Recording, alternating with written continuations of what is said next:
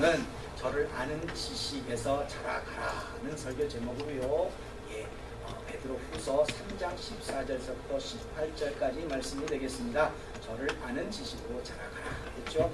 자, 5계절이에요. 5계절이거든요. 우리 이 모두 교독하도록 하겠습니다. 제가 먼저 읽고요. 마지막 18절은 다 같이 읽겠습니다. 그러므로 사랑하는 자들아, 너희가 이것을 바라보나니 주 앞에서 점도 없고 흠도 없이 평강 가운데서 나타나기를 힘쓰라.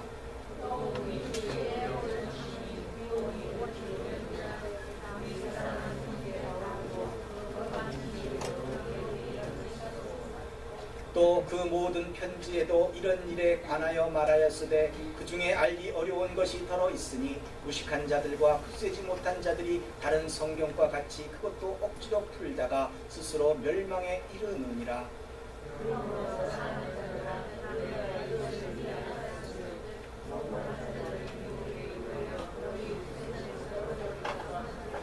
다 같이 오직 우리 주 곧 구주 예수 그리스도의 은혜와 저를 아는 지식에서 자라가라. 영광이 이제와 영원한 날까지 저에게 있을지어다. 아멘. 다 같이 이제 인사 나누겠습니다. 주님 분들 보시고요. 주님 이름으로 사랑합니다. 예수님 이름으로 사랑합니다.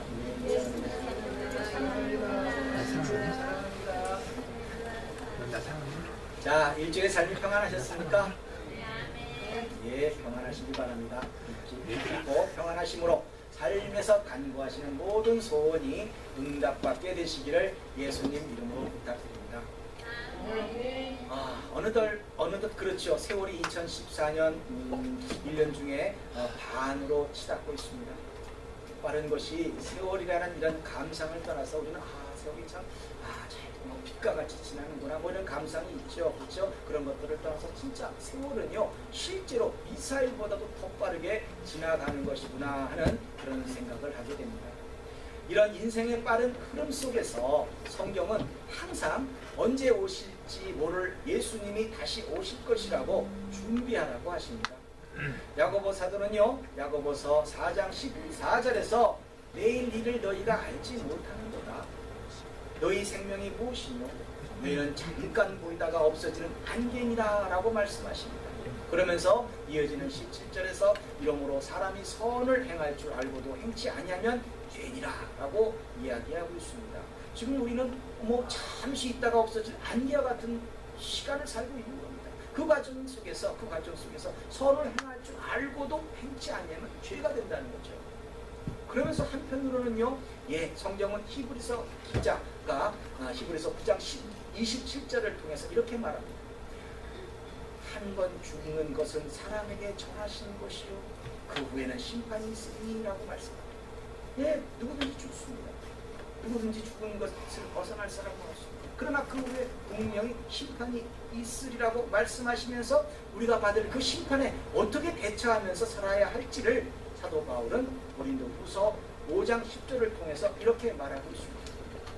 이는 우리가 다 반드시 그리스도의 심판대 앞에 드러나 각각 선악간에 그 몸으로 행한 것을 따라 받으려 함이니라 라고 이야기합니다. 결국은요, 정리해서 말씀드리면 그렇습니다.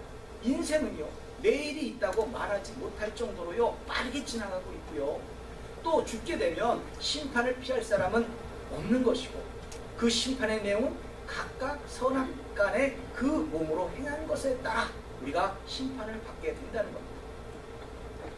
여러분들, 이 진리에 자유로울 사람이 있을까요? 나는 심판을 피할 수 있어, 난 절대 안 죽어, 이런 사람은 없지 않습니다. 주 안에서 말씀대로 살면 그에 따른 보응이 있는 겁니다. 그러나 말씀대로 살지 않는다면 그에 따른 심판이 따르는 겁니다. 이것은요, 어떻게 보면 예수님을 믿든지 안 믿든지를 떠나서 벗어날 수 없는 진리입니다. 단, 어떤 심판이 기다리고 있는가? 여러분들이 앞에 어떤 심판이 기다리고 있는가는 이 안개와 같이 잠깐 보이다가 마는 이 기간에 여러분들이 무엇을 따라 살았는가로 결정이 됩니다. 내가 지금 어떻게 살았는가에 따라서 여러분들이 그 미래가 결정되는 겁니다. 그렇다면 여러분들은 무엇을 따라 살아가시겠습니까? 오늘은요, 이 하나님이 저와 여러분들에게 말세를 살아가는 성도로서 지금 우리 말세를 살아가고 있는 성도입니다. 예수님이 다시 오실 때까지 살아가는 그 삶의 모습입니다. 언제 예수님은 오실지 모릅니다. 그러나 이 말세를 살아가는 성도로서 간직해야 될 이 삶의 모습, 이 삶의 모습을 말씀하시는 겁니다.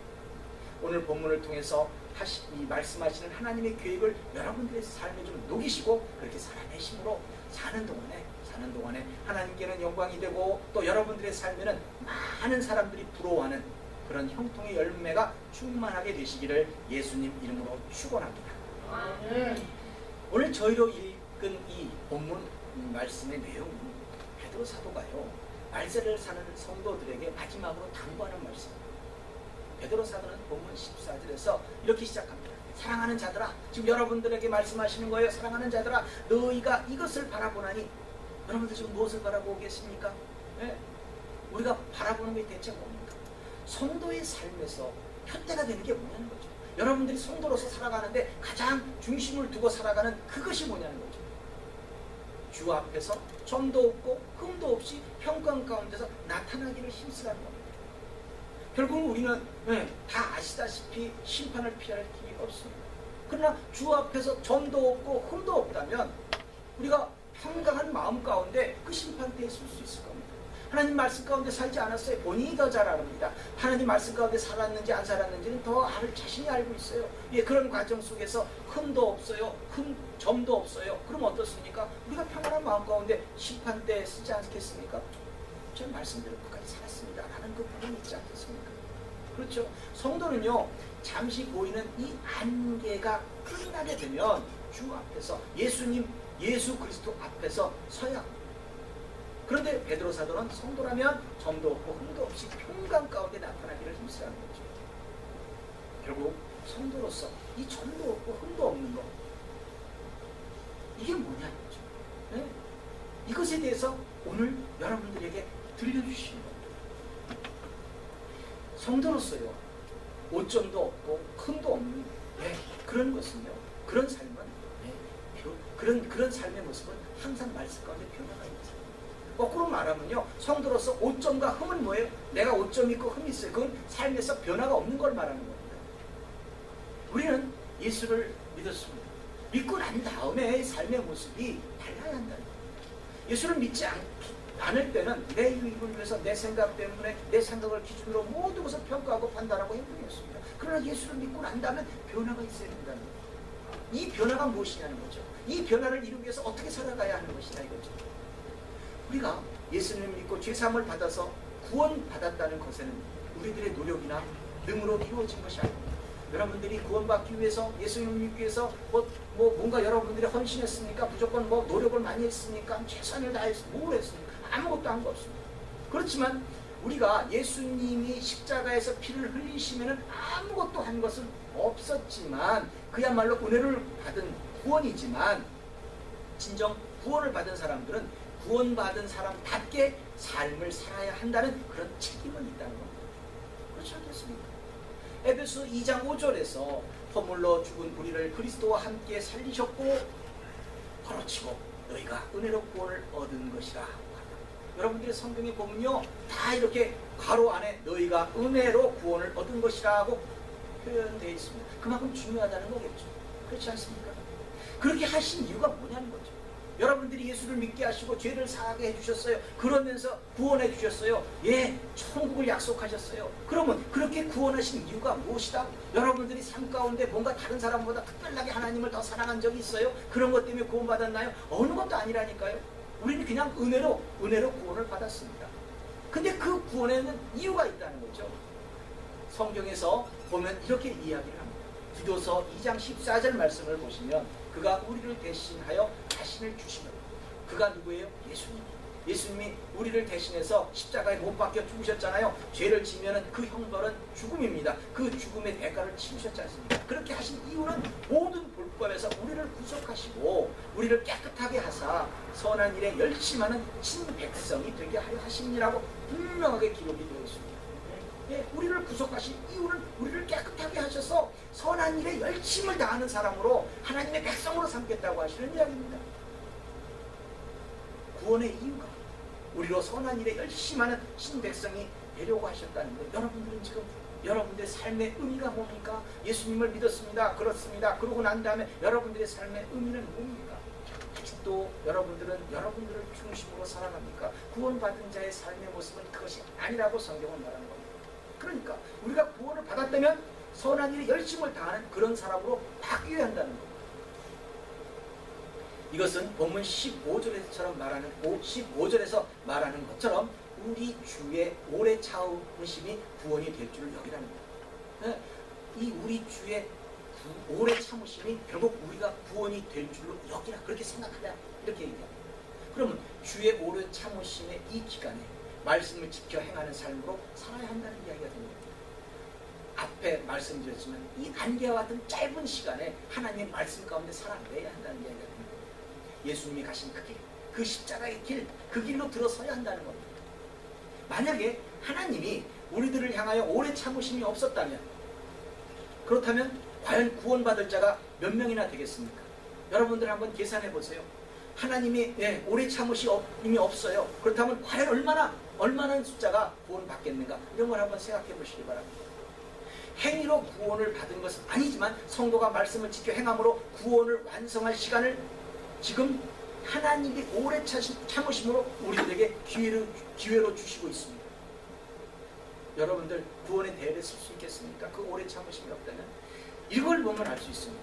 노아의 홍수 사건 때 하나님은요, 노아의 가족 8명만 구원하시고 물로 전 인류를 싹 쓸어버렸어요. 그렇죠? 완전히 싹 쓸어버리셨습니다. 그때 얼마나 하나님이 그 마음이 안타까웠는지, 얼마나 안타까우게 생각하시고 후회를 하셨는지, 다시는 물로 심판하지 않겠다고 그 증표로 무지개를 주셨습니다. 여러분들 우리가 생각할 때 저기 비가 오고 난 이후에 무지개가 있는 것이 자연현상이다 이렇게 평가하실지 모르겠습니다만 그것이 하나님의 약속이에요. 다시는 물로 심판하지 않겠다고. 여러분들 하나님이 여러분들 생각할 때는 무서운 분이라고만 생각하시지만 진짜 긍휼이 많으시고요, 오래 참으시는 하나님이 맞다는 거예요. 사무엘상 24장에서도 나오는 이야기입니다만 다윗이 자기가 교만해져서 인구조사를 합니다. 그래서 내가 이 하나님의 능력으로 뭔가 이런 그 마음을 싹 버리고요, 어때요? 내가 내 주변에 있는 이 병사가 얼마나 많은지 이런 식으로 해가지고 아주 사단의 괴기에 빠져버립니다. 그럴 때 하나님이 심판하십니다. 그렇죠? 그래서 3일 만에 온영으로 7만이라는 숫자가 완전히 다 죽어버립니다. 3일 만에 7만이에요. 그것을 행하시고, 그거를 행하시면서 천사들을 붙잡아 말리세요. 예루살렘을 향해서 보시고 하나님이 야야 그만해라고 말리세요. 그런 하나님이 있어요.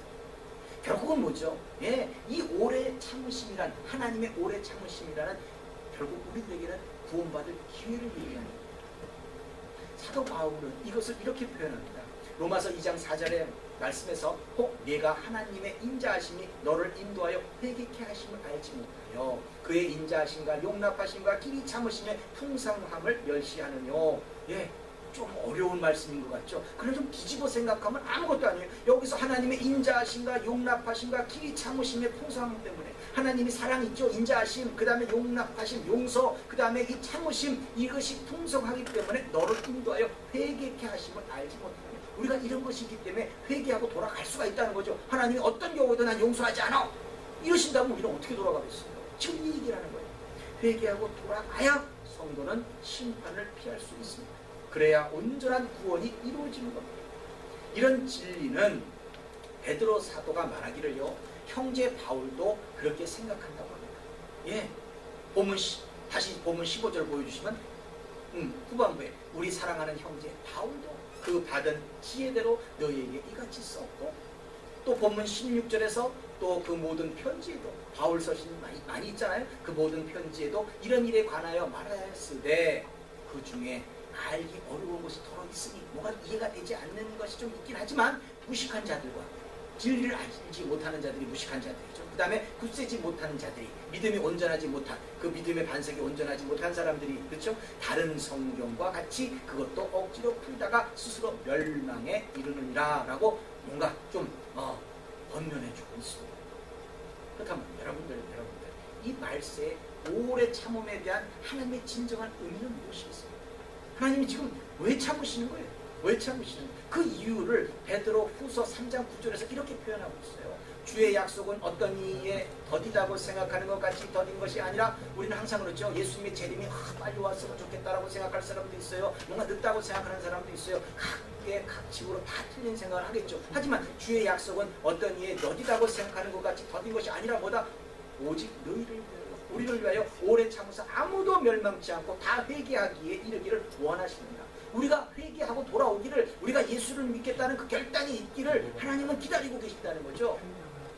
그렇기 때문에 예수님이 다시 오시기 전까지의 모든 시간, 지금 이 공간, 이 모든 것은 성도에게는 기회가 된다는 겁니다. 믿어서 구원을 받을 기회, 또 구원받은 자가 믿음을 굳건히 할 기회, 또 혹시 실족하더라도 말씀대로 살지 못했을 때 다시 결단하고 말씀으로 돌아가서 살도록 이 회개할 기회가 우리들에게는 있는 겁니다. 그런데 이 진리를 다른 성경과 같이 그것도 억지로 풀다가 스스로 멸망에 이르느니라고 경계의 말씀을 하시는 거예요. 이것은 어떤 관점으로 바라보느냐? 더디 오시는 거에 대해서 더디 오신다고 생각할 게 아니라 결국 뭐다? 우리들에게 기회를 주신 거다. 오래 참음으로 모든 자들이 다 회개할 기회를 주시는 거라는 이 말씀 이외에 다른 것으로 받아들이지 말라는 겁니다. 많은 사람들이요, 예수님의 재림에 대해서 나름 선포하고 있습니다. 언제 오신다? 언제쯤 오실 것이다, 어떻게 하실 것이다, 이런 얘기 많이 해요. 그래서 뭐라고 그래요?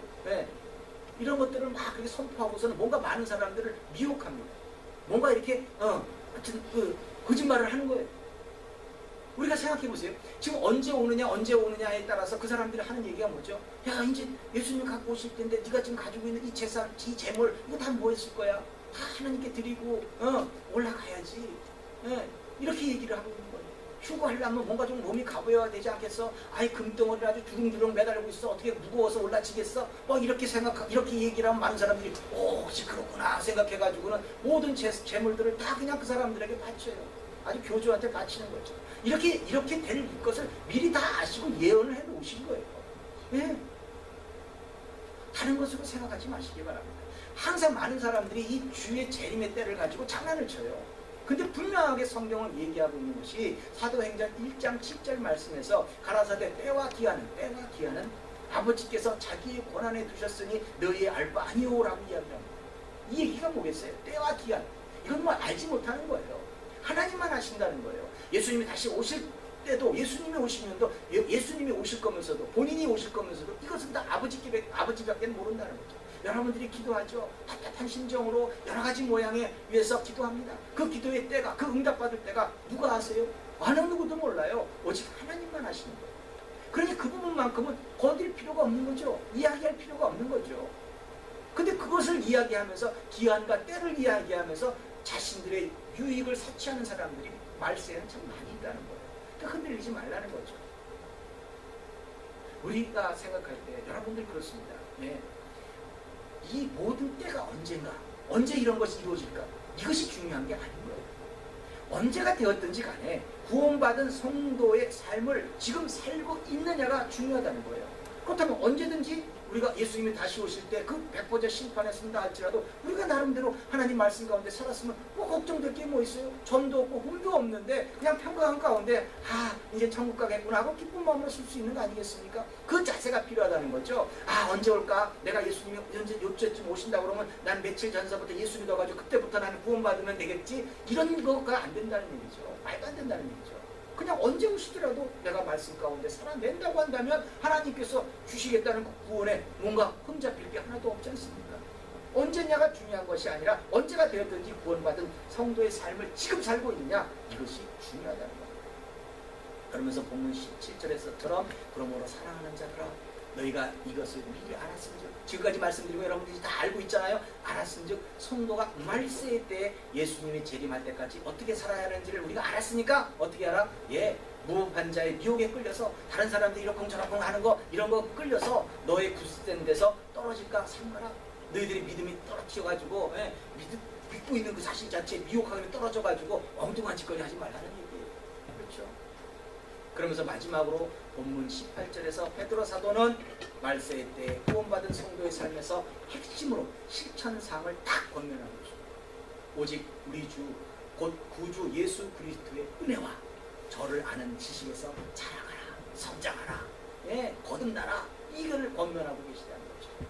이것을 다 하나님의 아들을 믿는 것과 아는 일에 하나가 되어 온전한 사람을 이루어 그리스도의 장성한 분량에 충만한 데까지 이르리니, 예, 그 결과 어떻게 된다? 영광이 이제와 영원한 날까지 저에게 있을지어다. 여기서 저는 뭐예요? 예, 여기서 저는 예수 그리스도, 예수님께 영광이 있다는 거죠. 우리들의 삶의 모습으로 우리가 예수님을 알고, 예, 그 예수님의 아는 일에 하나가 되어, 예, 그 지식에 자라나가서, 예, 결국은 하나님, 우리 예수님께 영광이 되는 겁니다. 우리가 구원받은 자로서 예수님을 믿고 난 다음에 또 우리가 가야 될 길이 뭐냐고요. 네, 예수님이 가신 그 길로 살아가는 거 아닙니까? 그렇게 살아갈 때 결국 그 영광은 예수님이 받으신다는 겁니다. 이것이 예수님 때문에 구원을 받은 자가 지불해야 할 책임이면서도 대가가 되는 겁니다. 저를 아는 지식에서 자라가시기 바랍니다. 자, 이런 것들 잊게 되면 우리들의 삶 가운데 항상 흔들립니다. 미혹에 넘어지는 겁니다. 예수님이 행하신 십자가의 대속의 은혜는요, 성도가 구원받은 자로서 삶이 변해야지만 온전할 수 있도록 여러분들의 삶이 어떻게 변해야 되는지를 항상 생각하시기 바랍니다. 예수님께서는요, 예수님을 믿고 구원받은 자들에게 이렇게도 말씀하세요. 이렇게 표현도 하십니다. 요한복음 15장 10절에서 내가 아버지의 계명을 지켜 그의 사랑 안에 거하는 것 같이, 자, 예수님이 뭐예요? 하나님의 그 계명을 지켜서, 하나님 아버지의 계명을 지켜서 그 사랑 안에 거한 것처럼 우리도 뭐예요? 예, 너희도 내 계명을 지키면 내 사랑 안에 거하리라고 말씀하셨습니다. 결국은 뭐죠? 말씀대로 살아나가는 겁니다. 회개하여 예수님을 받아들이고 예수님을 따른 사람들은요, 항상 예수님과 같이 되어야 하는 거예요. 예수님 닮는 삶을 살아가야 하는 거예요. 또한 하나님의 은혜와 이 능력을 믿는 이 믿음으로 매일같이 뭐예요?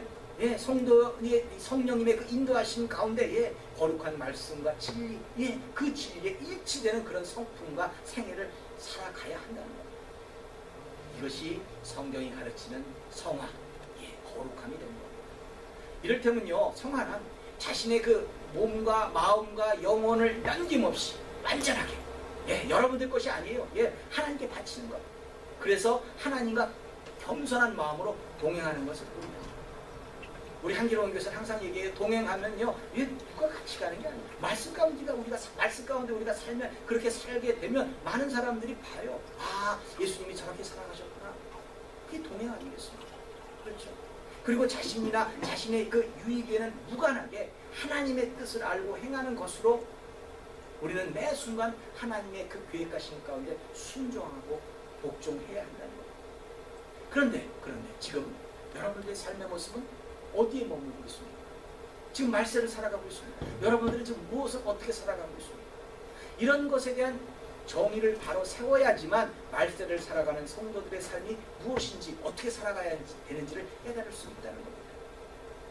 오래전에 나온 책이긴 하지만 2008년도에 나왔어요. 그때 밥쇼 그린과 제럴드 로빈슨이 저술한 강아지 성도 고양이 신자라는 책을 보게 되면 뭐 좀 약간은 조잡합니다만 오늘날 성도의 모습을 전달하는 방법으로는 참 신선하지 않나, 이런 생각되는 책이 있습니다. 저자는요, 성도들의 유형을 강아지와 고양이로 비유해서는 뭔가 아주 재미나게 이렇게 이야기하고 있는데, 아무튼 아주 적절하게 표현하고 있습니다. 이 저자가 말하기를요, 개는 주인을 향해서 이렇게 말한다고 합니다. 당신이 나를 이렇게 기호해주고 먹여주고 보살펴주고 사랑해주는 것을 보니까 당신은 하나님이 분명해요. 네, 하나님이니까 우리를 이렇게 기호해주고 먹여주고 보살펴주고 사랑해주고 있습니다. 이 고백을 하는 거죠. 반면에 고양이는 당신이 나를 기호해주고 먹여주고 보살펴주고 사랑해주는 것을 보니, 여기까지는 똑같아요. 그런 것을 모든 걸 볼 때 내가 자신이, 고양이 자신이 하나님인 것이 분명하군요 라고 이야기를 한다는 겁니다. 이게 결국 뭐죠? 어느 관점이냐 이거예요. 누가 중심이냐 이거죠. 삶의 모습이 어느 걸 중심으로 판단하고 생각하느냐 하는 것이죠. 그러면서 강아지 성도는요, 주인이신 하나님께 순종하려는 것을 배우지만 고양이 신자들은 하나님마저 주인인 자기를 따르라고, 왜 그렇게 바란다는 겁니다. 여러분들 지금 말세의 때를 살고 있어요. 여기서 지금 말세의 때를 살고 있는데 이 말세의 현상을 한번 생각해 보세요. 이 환경적으로는 그렇습니다. 성경이 말하는 그 환경적으로는 마태복음 24장 7절에서 보시면요, 민족이 민족을, 나라가 나라를 대적하고 일어나겠고 처처의 기근과 지진이 있으리니 라고 말씀하셨습니다. 처처의 지진도 있고요, 기근도 있어요. 지금 현재 모습이 보이잖아요. 그렇습니다. 그런데 이런 기근과 지진에 앞서 뭔가 영적으로 다른 부분도 일어나고 있다는 거예요. 이것을 정확하게 알아야 여러분들이 지금 어떤 것을 조심해야 되는지를 알 수가 있습니다. 디모데후서 3장 1절에서부터 5절까지 말씀을 보시면 이 말세의 징조에 대해서 여러 가지 모양으로 지금 이야기를 하고 있습니다. 내가 이것을 알라, 네가 이것을 알라. 고통하는, 말세에 고통하는 때가 이르니, 자, 말세에요, 고통하는 때가 이르니 사람들은 어떤가? 사람은 자기를 사랑하며 돈을 사랑하며 자긍하며 교만하여 회방하며 부모를 거역하며 감사치 아니하며 거룩하지 아니하며 무정하며 원통함을 풀지 아니하며 참소하며 절제하지 못하며 사나우며 선한 것을 좋아하지 아니하며 배반하며 팔며 조급하며 자고하며 쾌락 사랑하기를 하나님 사랑하는 것보다 더하며 경건의 모양은 있으나 경건의 능력을 부인하는 자니 그 같은 자들에게서 네가 돌아서라 라고 이야기합니다. 자, 여러분들의 삶의 모습에서 나타나고 있는 건 한두 가지 없습니까? 예, 자기를 사랑하고 돈을 사랑하고 자긍심, 교만, 예, 이런 거 안 나타납니까? 뭔가 한번 원통하면 시하고 안 풀지 않는 거, 예, 이런 거 있지 않습니까? 그렇죠. 지금 보면요, 이런 삶 속에서 지금 우리가 살아가고 있어요. 이런 환경 속에 노출돼서 우리가 살아가고 있습니다. 우리는 지금 말세 때 이렇게 살아가고 있는 모습들이 한두 가지씩 다 있다는 거예요. 그런 이 모습이 뭐예요? 결국은 하나님을 믿어도 고양이처럼 자기를 위해서 믿는 믿음이 되고 있다는 겁니다. 교회를 다님도 나의 유익과 소원 성취 때문인 경우가 다반사입니다. 즉 내가 무엇인가 내게 무엇인가 손익계산을 해볼 때 투자 가치가 전혀 없으면 그냥 물러서 버리는 겁니다. 특히요, 이 이민사회에서 대부분의 사람들이 사업을 하려면 대형 교회에 다녀야 한다고 합니다. 그래서 사업을 시작하면서 자신의 가족들을요, 각각 큰 교회로 분산 출석하도록 하는 그런 사람들을 실제로 전 보았습니다. 알고 들었습니다. 여러분들 생각하세요. 사업을 할 때 그래, 하나님의 은혜 가운데 사업이 잘 펼쳐졌으면 좋겠다. 그래서 우리 온 가족이 교회로 나가자. 이건 참 동기가 좋지 않습니까? 근데 말입니다. 가족들을 갖다가 자, 부인은 부인대로, 또 아이들은 아이들대로 각자 큰 교회 다 하나씩 보내요.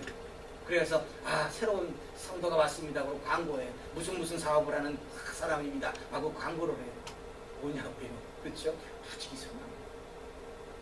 아무튼요, 조금이라도 뭔가 손해가 난다 싶으면 당장이라도 그 자리를 떠나는 게 지금 요즘의 세대 아닙니까?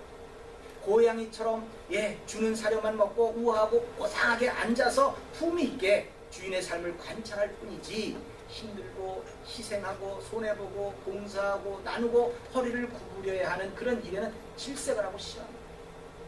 그런 일을 시키기라도 하면 주인을 노려보다가 그냥 이빨을 드러내고 맙니다. 사실 이런 얘기 참 많이 있지 않습니까? 제가 일전에도 말씀드렸습니다. 어떤 중형교회에서 있었던 일이지만 교역자가 점심 교제 때 일손이 하도 부족해서 어떤 자매님께 도와달라고 이렇게 말했더니 딱 하는 얘기가, 나 교회에서 점심 먹지 않는 것을 다 아시잖아요. 그렇게 하면서 뭐래요? 내가 왜 봉사를 해야 하냐고 대묻더라는 겁니다. 나 밥도 안 먹는데 뭘 내가 왜 봉사를 해야 돼요? 이렇게 얘기하더라는 겁니다. 그렇죠? 이렇게 사는 사람이 고양이 신자 아닙니까? 예. 고양이 신자는요, 기도마저도 철저하게 자기중심적입니다. 아까 지금 영적으로 뭔가 말세에 나타나는 현상은 다 자기중심적인 거예요. 그렇죠? 기도 내용을 살펴보면 뭐하고 뭐 달라고 그래요. 이것도 주시고 저것도 주시고, 그렇죠? 하나님은 결국 나의 소원과 필요를 채워주시기 위해서 존재하는 초능력자나 슈퍼맨 정도로밖에 생각하지 않는다는 겁니다. 하나님의 계획하심과 혹은 이 성도가 말씀 가운데 예수님처럼 변화가 되어야 된다는 것은 안중에도 없어요.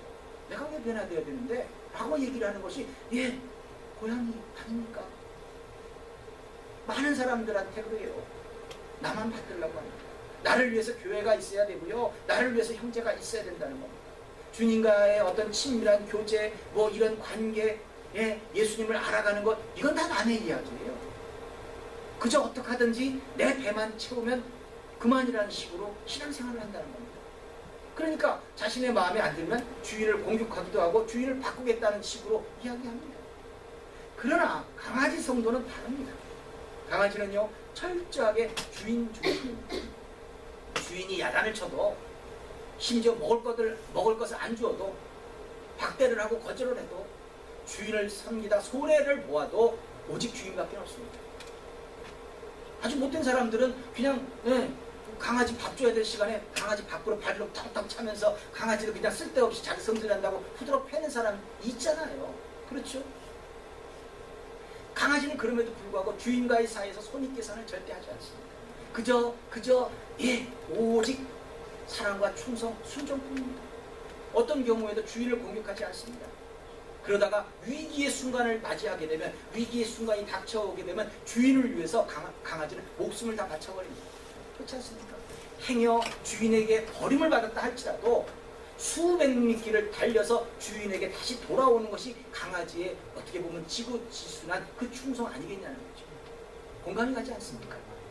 지금 여러분들은 강아지입니까? 아니면 고양이입니까? 이도 저도 아니면 강아지의 탈을 쓴 고양이입니까?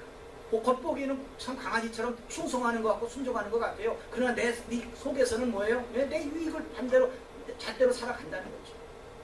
그냥 어떤 사람이 재미있게 글을 쓴 것이라고 생각하지 마시기 바랍니다. 지금 여러분들은 말세 때에 나만을 너무 사랑해서 다른 사람들에게 관심을 두는 것에는 소홀했습니까? 자기중심적입니까? 이런 사람을 과연 구원받았다는 그런 확신이 있냐고 이런 사람들에게 한번 묻고 싶습니다. 그렇죠? 성도는요 매일 죽음으로, 나를 죽임으로 살아가는 그런 변화가 있어야 합니다. 나의 유익을 양보하는 그런 배려가 있어야 한다는 겁니다. 여러분들이 하나님이라면, 거꾸로 한번 생각해 보세요. 여러분들이 하나님이라면, 그래서 심판대에서 삶의 무게를 평가해야 할 그런 임무를 가지고 있다고 한다면 여러분들은 어떤 사람을 온전하게 구원하시겠습니까? 강아지 성도입니까? 아니면 고양이 신자입니까? 여기에 우리가 한번 생각해 보시자고. 여기 지금 자신을 쳐서 말씀의 반석 위에 놓겠다고 열심히 최선을 다해서 살아가고 있는 사람이 있습니다. 게으르지도 않고 신실합니다. 그러나 안타깝게도 아직은 온전하지 않습니다. 그래도 아무것도 하지 않는 사람을 구원하시겠습니까? 말씀대로 살아보려고 애를 쓰고 있는 그런 사람을 구원하시겠습니까? 여러분들이 평가해 보세요. 오늘 여러분들이 결단한 대로, 그렇게 행한 대로 여러분들의 미래는 결정되는 겁니다. 아직까지는 기회가 있습니다. 오래 참으심의 기회, 그것이 분명히 있기 때문에 그렇습니다. 그러나 지금 이 기회의 때에 성도라면 자신을 쳐서 말씀에 복종케 되는 그런 삶을 결단해야 한다는 겁니다. 학생이라면요, 공부하는 학생이라면 자신을 쳐서 공부하는데 복종케 하시고, 또 직장인이라고 한다면 자신을 쳐서 더욱 충성되게 일을 하시고, 사업을 하시는 분들이라면 자신을 쳐서 더 열심히 사업에 최선을 다하시기 바랍니다. 이게 마지막 때에 성도가 살아가야 되는 방법입니다. 이런 축복된 삶의 자세로 말세를 이기는 삶이 되어야 한다는 겁니다. 그래야 우리가 심판을 점도 없이 흠도 없이 평강 가운데 다가설 수 있다는 겁니다. 기필코 삶의 모습이 무엇에든지 자신을 쳐서 복종케 하심으로 승리하시기를, 그래서 많이 행복하시기를, 그래서 삶의 보람을 찾게 되시기를 예수님 이름으로 축원합니다. 기도하겠습니다. 할렐루야. 하나님 아버지 감사합니다. 믿음의 일꾼들 하나님의 놀라운 은혜 가운데 삽니다.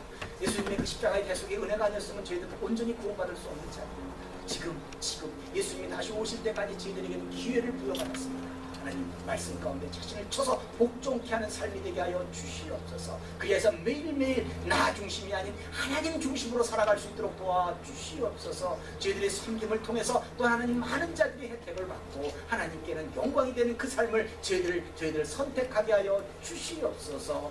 감사하며 이 모든 말씀 예수님 이름으로 기도드립니다. 아멘.